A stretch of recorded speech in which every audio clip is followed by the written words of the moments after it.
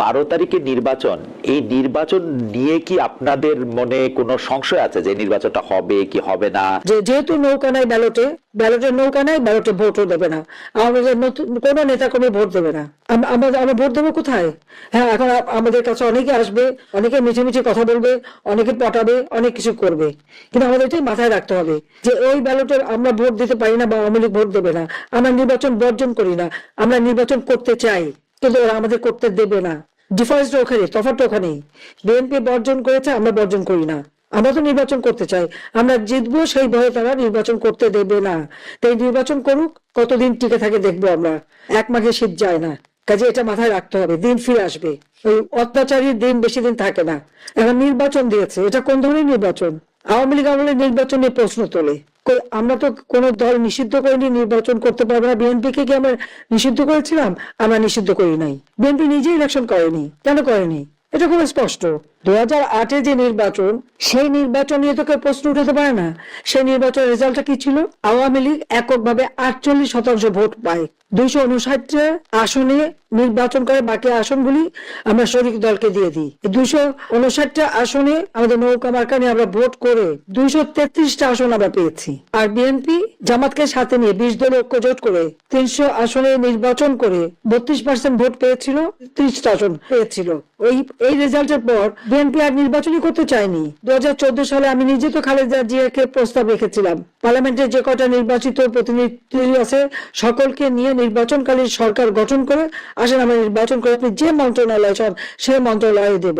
আমি নিজে তাকে ফোন করেছিলাম যে আসেন আপনি 1 কাপ চা খান, আমরা আলোচনা করি কিভাবে সুষ্ঠু নির্বাচন করা যাবে। তো এককভাবে নির্বাচন করতে চাইনি কখনো, বা কোনো দলকে আমরা একেবারে নিষিদ্ধ করে দিয়ে একা একা জিততে চাইনি। কারণ কেউ যদি ইলেকশনে না আসে আমাদের করার কি আছে? 2018-তে ইলেকশনে এসেছিল, পয়সায় খেয়ে খেয়ে নমিনেশন দিয়ে এক সিটে 2-3 নমিনেশন, নিজের মারামারি কাটাকাটি, অমনি প্রত্যাহার। তারপরে এই ডক্টর ইউনূস আর এই বিএনপি মিলে, জামাত বিএনপি মিলে এই নির্বাচনকে প্রশ্নবিদ্ধ করা সারা বিশ্বব্যাপী ইচ্ছাকৃত ভাবে করেছে তারা। কিন্তু একটাও কোনো অনিয়ম দেখাতে পেরেছে? 2024-এর নির্বাচন তারা নির্বাচন করবে না, আমরা চেষ্টা করেছি আনতে, তারা করে নাই, বয়কট করেছে। আওয়ামী লীগ নির্বাচন করে বেরিয়ে এসেছে। এই নির্বাচন নিয়ে যে প্রশ্ন করে, আজ পর্যন্ত দেখাতে পেরেছে যে এই নির্বাচনে একটা অনিয়ম হয়েছে, বা কোনো একটা নির্বাচন কেন্দ্রে খুনোখুনি হয়েছে, বা কোথাও মারামারি, কিছু তো দেখাতে পারবে না। কিন্তু অভিযোগ আছে এবং ইন্ডাস্ট্রির টাকা আছে, পয়সা আছে, সেই পয়সা দিয়ে সারা বিশ্বব্যাপী অপপ্রচার করে বেড়াচ্ছে। কিন্তু আজকে যে নির্বাচন, কেন আওয়ামী লীগকে নিষিদ্ধ করা হলো? আওয়ামী লীগ কেন ইলেকশন করতে পারবে না? কেন আমাদের নৌকা থাকবে না? তার কারণটা খুব স্পষ্ট। তারা জানে যতই আমার বিরুদ্ধে বদনাম দিক, যতই আমাকে মৃত্যুদণ্ড দিক, আওয়ামী লীগ যদি ইলেকশনে অংশগ্রহণ করে জনগণ আওয়ামী লীগকে ভোট দেবে। তার কারণ তারা আওয়ামী লীগকে চায়, কারণ আওয়ামী লীগ সন্ত্রাস দমন করে মানুষের জীবনের নিরাপত্তা নিশ্চিত করেছে। আওয়ামী লীগ জনগণের আর্থসামাজিক উন্নতি করে তাদের মাথা পিছু আয় বৃদ্ধি করেছে, তারা খেয়ে পেয়ে সুখে ছিল, শান্তিতে ছিল। আওয়ামী লীগ রাস্তাঘাট, পুল, ব্রিজ সবকিছু উন্নতি করে মানুষের যোগাযোগ ব্যবস্থা সহজ করে দিয়েছে। আওয়ামী লীগ ক্ষমতা থেকে আমাদের তরুণ সমাজের জন্য এই ডিজিটাল বাংলাদেশ গড়ে তুলে একটা ইউনিয়ন পর্যায় পর্যন্ত যে কোনো একটা ছেলে মেয়ে ঘরে বসে বিদেশে কাজ করে খেতে পারতো, সেই সুযোগটা তারা করে দিয়েছে। আধুনিক প্রযুক্তি জ্ঞান সম্পন্ন তরুণ সমাজ আমরা গড়ে তুলছিলাম, এবং তরুণদের কাজের জন্য স্টার্ট আপ প্রোগ্রাম, তার জন্য আলাদা ফান্ড, তাদের ট্রেনিং, আমরা computer training, incubation centre, hi tech park, বিভিন্ন প্রযুক্তি, স্যাটেলাইট বঙ্গবন্ধু 1 উৎক্ষেপণ, সেগুলি করে জীবন মান উন্নত করে দিয়েছিলাম। ফ্রিল্যান্সার আমরা ট্রেনিং দিয়েছি, লার্নিং এন্ড আর্নিং, ভাষা শিক্ষা দিয়েছি। আমাদের বেকার সমস্যা আমরা দূর করেছিলাম, মাত্র 3% ছিল।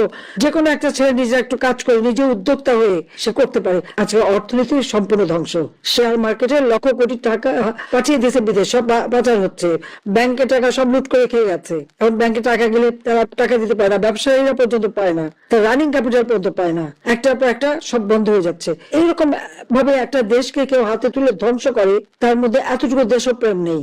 হ্যাঁ, আমাদের কষ্ট হচ্ছে আমাদের নেতা কর্মীদের, কারো ঘর নাই, বাড়ি নাই, বাড়িতে থাকতে পারে না, বা পরিবারের সাথে দেখা করতে পারে না, চিকিৎসা নিতে পারে না। তার উপর তাদের অত্যাচার নির্যাতন যেভাবে গায়ে হাত তুলছে, কারা কারা করছে সমস্ত নাম তালিকা করে রাখতে হবে। আর আমার বিরুদ্ধে তো একটা তো হচ্ছে প্রায় 400-র উপরে মামলা, আমি হত্যা করেছি, তার উপর আবার মৃত্যুদণ্ড দিয়েই দিয়েছে। তা এখন আর ভয় কিসের? এই শাস্তি তো পেয়ে গেছি। ওই নির্বাচন সবাইকে বলে দিতে হবে জনগণকে যে আপনাদের ভোট কেন্দ্রে যাওয়ার দরকার নাই, ভোট তোমরা নিজেরা ঘোষণা দিয়ে নেবে, তারপর তাদের নির্বাচনে কি হয় সেটা আমরা দেখবো। এরপরে সরকার গঠন কারা করে কিভাবে চলে সেটা আমরা দেখবো। এই দেশটি গত 16 বছর যেই স্বৈরাচার পালিয়ে গিয়েছে, যেই স্বৈরাচারকে বাংলাদেশের জনগণ বিতাড়িত করেছে আন্দোলনের মাধ্যমে, সেই স্বৈরাচার এই দেশের প্রত্যেকটি ক্ষেত্রকে কিভাবে ধ্বংস করে দিয়ে গিয়েছে এটি আমরা জীবনের পরতে পরতে অনুভব করতে পারি। কিভাবে দেশের অর্থনৈতিক ব্যবস্থা ভেঙে দিয়ে গিয়েছে, কিভাবে দেশের আইন শৃঙ্খলা ভেঙে দিয়ে গিয়েছে, কিভাবে দেশের শিক্ষা ব্যবস্থাকে ধ্বংস করে দিয়ে গিয়েছে, কিভাবে দেশের স্বাস্থ্য ব্যবস্থাকে ধ্বংস করে দিয়ে গেছে, কিভাবে দেশের প্রাকৃতিক অবস্থাগুলোকে, নদী নালা খাল বিল বন জঙ্গলকে ধ্বংস করে দিয়ে গিয়েছে, কিভাবে দেশের কৃষি যেটাই বলি না কেন সবকিছুকে যেভাবে ধ্বংস করে দিয়ে গিয়েছে, এর ভুক্তভোগী কিন্তু এই দেশের মানুষ। এখন একটি রাজনৈতিক দল হিসাবে এবং এই মুহূর্ত পর্যন্ত আত্মবিশ্বাসের সঙ্গে আমরা বলতে পারি বাংলাদেশের জনপ্রিয় রাজনৈতিক দল হিসাবে বিএনপির দায়িত্ব হচ্ছে দেশকে সঠিকভাবে পরিচালনা করা। দেশের মানুষ যখন বিএনপিকে দেশের দায়িত্ব পরিচালনার দায়িত্ব দেবে। প্রিয় ভাই বোনেরা, যেদিন স্বৈরাচার পালিয়ে যায় আমাকে মহাসচিব সাহেব তখন ফোন করলেন, ফোন করে বললেন যে জাতীয় সরকার গঠিত করলে ভালো হয় কিনা, অথবা আমরা জাতীয় সরকারে যাব কিনা। তখন বিভিন্ন রকম একটা হেফাজত কন্ডিশন। আমি তখন বলেছিলাম যে আমরা জনগণের রায় মাথা পেতে নেব, আমরা জনগণের কাছে যাব, আমরা জনগণ যে সিদ্ধান্ত দিবে তাই আমরা মাথা পেতে নেব। কাজেই আমি সেই মুহূর্তে মনে করেছিলাম যে জাতীয় সরকারে আমরা যাব না, আমাদের লক্ষ্য আমাদের উদ্দেশ্য সবকিছু নিয়ে আমরা জনগণের সামনে দাঁড়াবো। আমরা স্লোগানে বলি যে জনগণই আমাদের সকল ক্ষমতার, রাজনৈতিক ক্ষমতার উৎস। কাজে জনগণই যদি আমাদের রাজনৈতিক ক্ষমতার উৎস হয়ে থাকে তাহলে কেন আমরা জনগণের সামনে গিয়ে দাঁড়াবো না? আমাদের লক্ষ্য বলবো দেশকে নিয়ে, জনগণকে নিয়ে, আমাদের উদ্দেশ্য বলবো দেশকে নিয়ে, জনগণকে নিয়ে, এবং জনগণ যে সিদ্ধান্ত দিবে আমরা মাথা পেতে সে সিদ্ধান্ত নিব। প্রিয় ভাই বোনেরা, তোমাদের নিশ্চয়ই মনে আছে আজকে থেকে প্রায় 3 বছর আগে বাংলাদেশে তখনও স্বৈরাচার বিপুল দাপটে এই দেশকে, দেশের মানুষের বাক স্বাধীনতার গলা টিপে রেখেছে, দেশের মানুষের রাজনৈতিক অধিকারের গলা টিপে রেখেছে। কিন্তু সেই রক্তচক্ষুকে উপেক্ষা করে আমরা দেশের মানুষের সামনে সংস্কার প্রস্তাব দিয়েছিলাম, যেটি 31 দফা হিসেবে পরিচিত সকলের কাছে, তাই নয়? মনে আছে নিশ্চয়ই তোমাদের। এই 31 দফার মধ্যে তোমরা 31 দফা মানুষের কাছে নিয়ে গিয়েছ। আজকে আমরা 31 দফার ভেতর থেকে বিভিন্ন শ্রেণীর মানুষের কিভাবে আমরা ভাগ্যের পরিবর্তন ঘটাতে পারি সংক্ষেপে তোমাদের সামনে আজকে 8টি সাবজেক্ট উপস্থাপন করা হয়েছে। এর মধ্যে আছে, এখানে এক বোন বলেছে সে ক্ষুদ্র জনগোষ্ঠীর প্রতিনিধিত্ব হিসেবে বলেছে, তার প্রশ্নটি অন্যরকম ছিল। অন্য অনেকেই বলেছে, শিক্ষা নিয়ে বলেছে, অনেক কিছু নিয়ে বলেছে। দেখো, বাংলাদেশ যখন 1971 সালে স্বাধীন হয়, সেই স্বাধীনতা যুদ্ধে লক্ষ লক্ষ মানুষ যুদ্ধ করেছে, লক্ষ লক্ষ মানুষ প্রাণ দিয়েছে যুদ্ধে। অর্থাৎ দেশটি স্বাধীন করার জন্য কিন্তু লক্ষ লক্ষ মানুষকে এক কাতারে এসে দাঁড়াতে হয়েছে। আজকে আমরা দেশ গড়ার পরিকল্পনা, এই কাজটি যদি আমাদেরকে সফল করতে হয়, সারাদিন যে সকল বিষয় নিয়ে তোমরা আলোচনা করলে, এই কাজগুলোকে নিয়ে যদি আমাদের সফল করতে হয়, অর্থাৎ দেশকে যদি সামনে নিয়ে যেতে হয়, মানুষকে যদি তার অবস্থান পরিবর্তন করে ভালো অবস্থানে নিতে হয়, তাহলে আমাদের সকলকে কাঁধে কাঁধ মিলিয়ে কাজ করতে হবে। আমি গত 5ই আগস্টের পর থেকে আমি গত প্রায় 1 বছরের বেশি সময় ধরে বলে আসছি যে আমাদের সামনের সময়গুলো কিন্তু খুব ভালো নয়, সামনে অনেক কঠিন সময়ে অপেক্ষা করছে আমাদের জন্য। বিভিন্নভাবে বিভিন্ন রকম ষড়যন্ত্র বিভিন্ন জায়গায় হচ্ছে। এই ষড়যন্ত্র রুখে দিতে পারে এই দেশের জনগণ, এবং এই ষড়যন্ত্র জনগণকে নিয়ে সাথে রুখে দিতে পারে বিএনপি, বাংলাদেশ জাতীয়তাবাদী দল। এই ষড়যন্ত্র রুখে দেওয়ার একমাত্র উপায় হচ্ছে গণতন্ত্র, গণতন্ত্র এবং গণতন্ত্র। আমরা যদি গণতন্ত্রকে প্রতিষ্ঠিত করতে পারি, যে কোনো মূল্যে জনগণের মতামতকে প্রতিষ্ঠিত করতে পারি, তাহলে অবশ্যই অনেক ষড়যন্ত্রকে আমরা রুখে দিতে পারবো। কিন্তু ষড়যন্ত্রকে রুখে দিতে পারলেও তারপরেও কিন্তু সামনে অনেক কঠিন সময়। একটু আগেই আমি বলেছি, এবং তোমরা নিজেরাও জানো, তোমরা আজকে ছাত্র দলের প্রতিনিধি হিসাবে এখানে প্রত্যেকে উপস্থিত আছো, ছাত্র হিসাবে তোমাদের নিজেদের ধারণা আছে। প্রত্যেকটি ক্ষেত্রে একটি অরাজকতা বিরাজ করছে। কাজে আমরা এখানে আজকে অর্থনীতি নিয়ে আলাপ করেছি, আমরা এখানে তরুণ যে সমাজ, কয়েকজন তোমরা প্রশ্ন করেছে, তরুণ যে সমাজ তাদের সামনে সবচেয়ে বড় যে সমস্যাটি তাদের কর্মসংস্থানের বিষয়, এই কর্মসংস্থানের বিষয় নিয়ে আমরা আজকে এখানে আলাপ করেছি।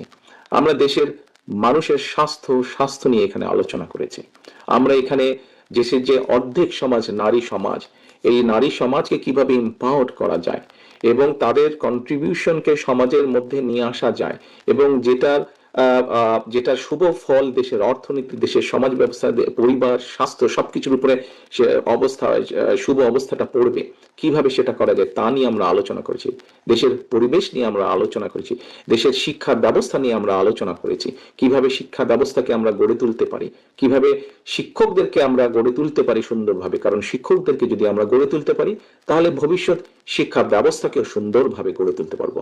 কিন্তু এই কাজগুলো করা কিন্তু কঠিন কাজ, নট ইম্পসিবল, কিন্তু অনেক কঠিন কাজ। এবং দেশ এবং জাতিকে যদি নেতৃত্ব দিতে হয় তাহলে অবশ্যই একটি পরিকল্পনা আমাদের সামনে থাকতে হবে। প্রিয় ভাই বোনেরা, তোমরা আজকে যখন এই হলে এসে বসেছো, তোমাদের আলোচনা শুরু হয়েছে, তোমাদের আলোচনা শুরু হওয়ার সময় তোমাদেরকে প্রত্যেকে একটা করে ফোল্ডার দেওয়া হয়েছে এবং কিছুক্ষণ পরে, খুব সম্ভবত লাঞ্চের পরে, তোমাদের সকলকে আলাদা আবার হাতে হাতে একটা লিফলেট দেওয়া হয়েছে না তোমাদের? সেই লিফলেটের মধ্যে কি আছে? সেই লিফলেটের মধ্যে কি আছে আমি বলছি। আলাদা একটি লিফলেট তোমাদেরকে দেওয়া হয়েছে। এখানে সোহেল আজকে যে অনুষ্ঠান পরিচালনা করছে, আমাদের জয়েন্ট সেক্রেটারি সোহেল, তার বক্তব্যে সোহেল কিন্তু একটি গুরুত্বপূর্ণ কথা বলেছে। আমি ব্যক্তিগতভাবে বিশ্বাস করি একটি বিষয়, আমরা যতগুলো পরিকল্পনা নিয়েছি, এই পরিকল্পনাগুলোকে সফল করতে হলে যেরকম আমাদের যোগ্য ব্যক্তিদেরকে বিভিন্ন জায়গায় দায়িত্ব দিতে হবে, কিন্তু তার থেকে দুইটি বড় ইম্পর্টেন্ট বিষয় আছে, যেই দুইটি বিষয়কে যে কোনো মূল্যে আমাদেরকে অ্যাড্রেস করতে হবে। এবং এই দুইটি বিষয়কে যদি আমরা অ্যাড্রেস করতে না পারি, আমাদের পুরো জাতি এবং দেশ সংকটের মধ্যে পড়বে। কি দুটি বিষয়? এক, দুর্নীতি, যে কোনো মূল্যে এই দুর্নীতির লাগাম টেনে ধরতে হবে। দুই, আইন শৃঙ্খলা পরিস্থিতি, যে কোনো মূল্যে আইন শৃঙ্খলা পরিস্থিতির লাগাম টেনে ধরতে হবে। দুর্নীতি ছেয়ে ফেলেছিল দেশকে এবং 2001 সালে দায়িত্ব পাবার পরে কিভাবে খালেদা জিয়ার সরকার ধীরে ধীরে ধীরে ধীরে দুর্নীতির অবস্থার উন্নতি ঘটিয়েছিল, দুর্নীতি থেকে ধীরে ধীরে কিভাবে দেশকে বের করে নিয়েছিল, একটি আন্তর্জাতিক সংস্থার